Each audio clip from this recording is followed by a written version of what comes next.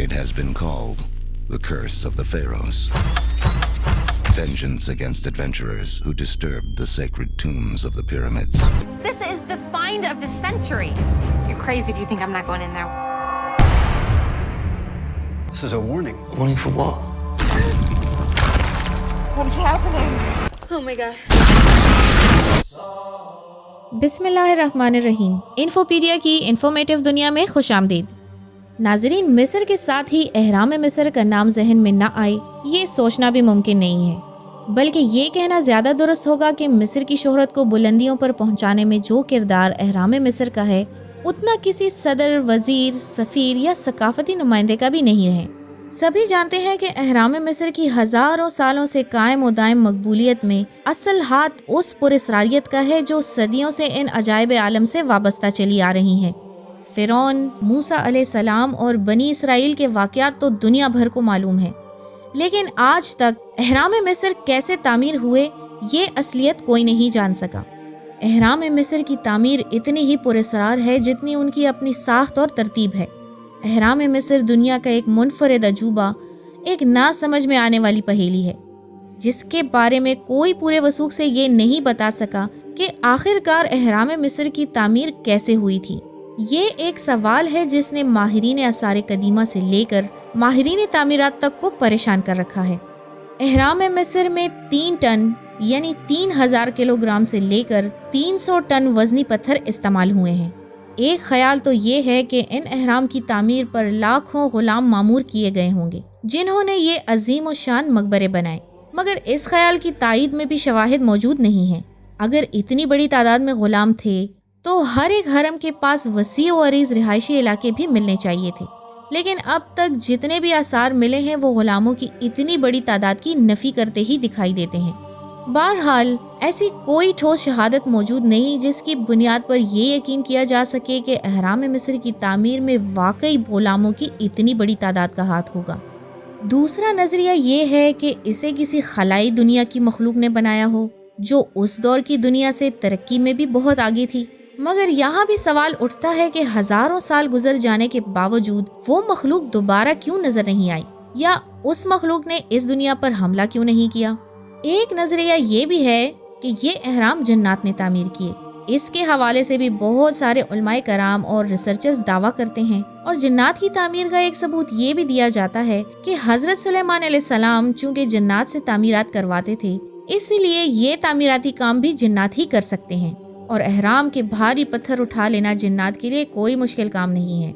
इसके अलावा रूहानी माहिरीन का दावा ये है कि उस वक्त के लोग रूहानी इल्म में बहुत महारत रखते थे। वो टनों वज़नी पत्थर को बहुत ही हल्का करने का इल्म भी जानते थे। टनों वज़नी पत्थर को चंद किलो में तब्दील करके वो ऊपर ले जाते, लेकिन इसका भी कोई सबूत नहीं है, और ना ही ऐसे किसी इल्म के सबूत किसी भी दौर में मिलते हैं। मिस्र का सबसे बड़ा अहराम खुफू का है जो 13 एकड़ पर फैला हुआ है। उसकी इब्तिदा में बुलंदी 482 फुट थी, जो एक मंजिल गिरने से अब अंदाज़तन 450 फुट रह गई है।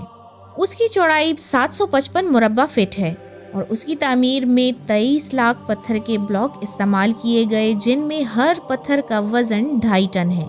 जिन दिनों नेपोलियन ने मिस्र फतह किया तो उसको माहिरीन ने बताया कि अगर सहरा गज़ा में मौजूद उन 3 बड़े अहरामों में जो पत्थर इस्तेमाल हुए हैं उनसे पूरे फ्रांस के गिर्द दीवार खड़ी की जाए तो ये दीवार 10 फुट ऊंची और 1 फुट चौड़ी होगी। एक फ्रांसीसी डॉक्टर जोसेफ डेविड वेट्स बयान करते हैं कि अहराम को गारे से तामीर किया गया और उससे बने हुए पत्थरों को मुंतकिल करने के लिए खुसूसी रेलवे का निज़ाम इस्तेमाल किया गया। तहकीक बताती है कि मिट्टी वगैरह दरियाए नील से हासिल की गई और उस मिट्टी को पत्थर के मजबूत सांचों में डाला गया और फिर इनको बहुत ज़्यादा दर्जे हरारत पर पकाया गया और उनके बाहमी अमल से ये पत्थरों में तब्दील हो गए। जैसा कि आतिशफशा पहाड़ से निकले हुए पत्थर जो लाखों साल पहले बने थे और उन पर ख़ास किस्म की माहिराना इंजीनियरिंग के तजुर्बात किए गए। ये भी साबित हुआ कि इन चट्टानों में पानी की एक बड़ी मिकदार मौजूद थी और इतनी बड़ी मिकदार अमूमी तौर पर कुदरती पत्थरों में नहीं पाई जाती।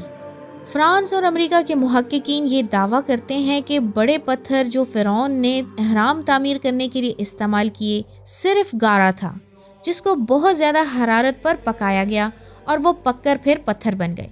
कुरान पाक के मुताबिक حضرت سلیمان علیہ السلام کا ہیکل یعنی ان کا محل جنات نے تعمیر کیا، اور یقیناً وہ ایک غیر معمولی تعمیر تھی۔ لوگوں کی اکثریت کا یہ دعویٰ ہے کہ اہرام اور دنیا بھر میں پائی جانے والی اسی جیسی مافوق الفطرت تعمیرات کسی غیر انسانی مخلوق کا کارنامہ ہے، اور جو مخلوق یہ کام کر سکتی ہیں وہ جنات ہی ہو سکتے ہیں۔ اہرام مصر کے بارے میں جاننے کی کوشش کرتے ایک آرٹیکل پر میری نظر پڑی، جس میں ایک صاحب یہ دعویٰ کر رہے تھے کہ اسے علاقہ غیر میں نوادرات کا ایک سمگلر ملا، جس نے اسے انگلی کی طرح لمبے پتھر دکھائے جس میں شفاف ٹیڑھے سوراخ تھے۔ بقول اس کے یہ سلیمان علیہ السلام کے دور کی کرنسی ہے، اور ان پتھروں میں یہ ٹیڑھے سوراخ جنات نے کیے ہیں۔ بقول اس کے ان کی نقل آج بھی بنانا ناممکن ہے۔ پھر وہ شخص آگے لکھتا ہے کہ مجھے کچھ عرصہ پہلے ایک ایسا بوڑھا ملا جس کے بارے میں مشہور ہے کہ وہ جنات سے کلام کرتا ہے۔ میں اس کے پاس گیا اور میرے سامنے اس نے کسی نظر نہ آنے والے بوڑھے جن سے بات چیت کی، جو مجھے سنائی تو نہیں دی، لیکن وہ بابا جی مجھے بتاتا رہا۔ پھر ایک بات اس نے نہایت ہی دلچسپ بتائی۔ بقول اس بابا جی کے یہ بوڑھا جن کہتا ہے کہ میں ان مزدوروں میں سے ایک تھا جنہوں نے اہرام بنائے، اور یہ کہ یہ اہرام فرعونوں نے نہیں بنائے تھے۔ اب ان میں دو باتیں نوٹ کرنے والی ہیں۔ پہلی تو یہ کہ بابا جی ان پڑھ تھے، شاید انہوں نے اہرام مصر کا نام بھی نہیں سنا ہوگا، اور دوسری یہ کہ میں نے اس حوالے سے کوئی سوال بھی نہیں کیا تھا۔ بہرحال یہ بھی ان دعووں میں سے ایک دعویٰ ہے جس کے بارے میں ہم پہلے بات کر چکے ہیں، لیکن آج کی جدید سائنس ان اہراموں میں استعمال ہونے والی ٹیکنالوجی کے سامنے بے بس نظر آتی ہے۔ تو یہ امکان شدت پکڑ لیتا ہے کہ شاید حضرت سلیمان علیہ السلام کے ہیکل کی طرح یہ اہرام بھی جنات نے ہی تعمیر کیے ہوں گے۔ اس بارے میں آپ کی کیا رائے ہے؟ کمنٹس کر کے ضرور بتائیے گا۔ ویڈیو پسند آئی ہو تو لائک کر کے اپنے فرینڈس کے ساتھ بھی شیئر کریں۔